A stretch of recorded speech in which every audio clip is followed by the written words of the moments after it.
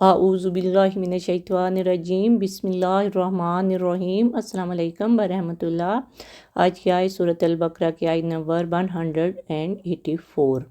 ایاما معدودات فمن كان منكم مريضا او على سفر فعدة من ايام اخر وعلى الذين يطيقونه فدية طعام مسكين فمن تطوع خيرا فهو خير له وَأَن تَصُومُوا خَيْرٌ لَكُمْ إِن كُنتُمْ تَعْلَمُونَ۔ ترجمہ: یہ گنتی کے چند دن ہے، پس اگر تم میں سے کوئی بیمار ہو یا سفر پر ہو تو دوسرے دنوں میں گنتی پوری کرے، اور جنہیں اس کی طاقت نہ ہو ان کے ذمے ایک مسکین کے کھانے کا بدلہ ہے۔ پھر جو کوئی اپنی خوشی سے زیادہ نیکی کرے تو وہ اس کے لیے بہتر ہے، اور تمہارا روزہ رکھ لینا تمہارے لیے بہتر ہے اگر تمہیں سمجھ ہو۔ اس سے پچھلی آیت میں ہم نے دیکھا اللہ سبحانہ وتعالیٰ کی طرف سے روزہ فرض کر دیا گیا ہے۔ اب اس آیت میں اس کا بدل بھی دیا جا رہا ہے۔ ایام معدودات، گنتی کے چند دن ہیں۔ معدودات جمع ہے قلت کی، جو 3 سے 9 تک کے لیے آتی ہے، جہاں پر مفسرین کے درمیان اختلاف پایا جاتا ہے۔ بعض کے نزدیک یہ 30 دن کے روزے مراد ہیں، اور بعض کے نزدیک یہ ایام بیس کے روزے ہیں۔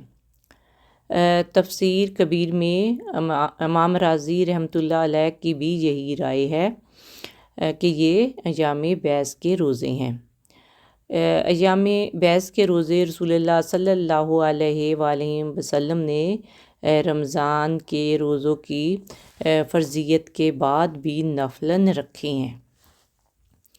صوم کی عبادت پہ کل 6 آیات ہیں، جن میں ان کی حکمت، ان کی غرض و غایت اور ان کے احکام کے بارے میں بتایا گیا ہے۔ جیسا کہ آپ سب جانتے ہیں کہ سال میں 365 دن ہوتے ہیں، ان میں سے گنتی کے چند دن ہیں جس میں روزے رکھنے ہیں، یعنی رمضان کے مہینے کے 30 دن کے۔ فَمَنْ كَانَ مِنْكُمْ مَرِيضًا أَوْ عَلَىٰ سَفَرٍ، اس پر بھی جو کوئی تم میں سے بیمار ہو یا سفر پر ہو، فَعِدَّةٌ أَيَّامٍ أُخَرَ، تو وہ دوسرے دنوں میں تعداد پوری کرے۔ یعنی اگر کوئی بیمار ہے یا سفر میں جا رہا ہے تو اللہ تعالیٰ نے انہیں چھوٹ دے دی ہے، اس کے لیے آسانی ہے کہ وہ اس کو چھوڑ بھی سکتا ہے، اور باقی یعنی دوسرے دنوں میں بعد میں وہ تعداد پوری کر لے۔ اور اب اس کا بدل بھی دیا جا رہا ہے کہ اگر تم روزہ رکھنے کی استطاعت رکھنے کے باوجود روزہ نہیں رکھنا چاہتے، وَعَلَى الَّذِينَ يُطِيقُونَهُ فِدْيَةٌ طَعَامُ مِسْكِينٍ، جو اس کی طاقت رکھتے ہوں اور وہ روزہ نہ رکھیں تو ان پر فدیہ ہے، ایک مسکین کا کھانا کھلانا۔ یُطِیقُونَہُ کا ترجمہ ہے نہایت مشقت سے روزہ رکھ سکے، یعنی مریض ہیں، دائمی مریض ہیں یا مسافر ہیں یا کوئی اور ہے، اور وہ اس کے لیے روزہ رکھنا بہت مشکل ہے، یعنی نہایت مشقت سے وہ روزہ رکھتا ہے۔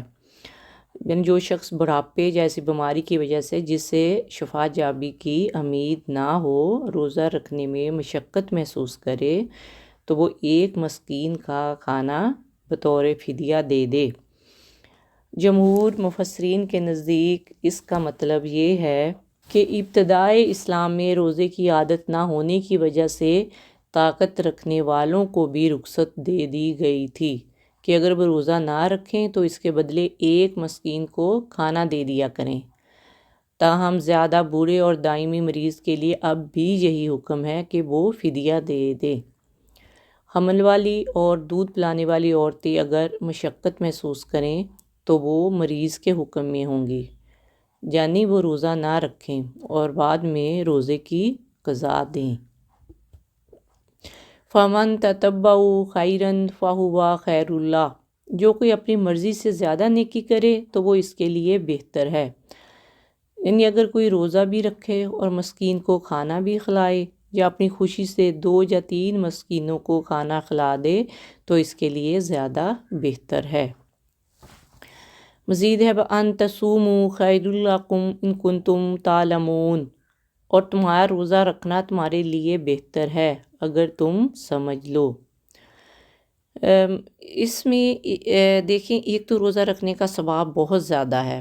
حضرت ابو ہریرہ رضی اللہ تعالیٰ عنہ سے روایت ہے، رسول اللہ صلی اللہ علیہ وآلہ وسلم نے فرمایا، جب رمضان کا مہینہ آتا ہے تو جنت کے دروازے کھول دیے جاتے ہیں، دوزخ کے دروازے بند کر دیے جاتے ہیں اور شیطانوں کو جھکڑ دیا جاتا ہے۔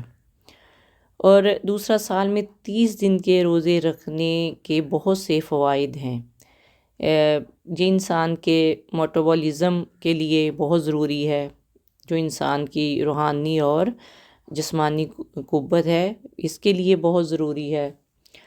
روزے کے بغیر نہ صرف انسان کا جسم بلکہ روح بھی بیمار ہو جاتی ہے، جہاں بھی بتایا جا رہا ہے کہ روزہ انسان کو تندرست رکھنے کا ایک ذریعہ بھی ہے۔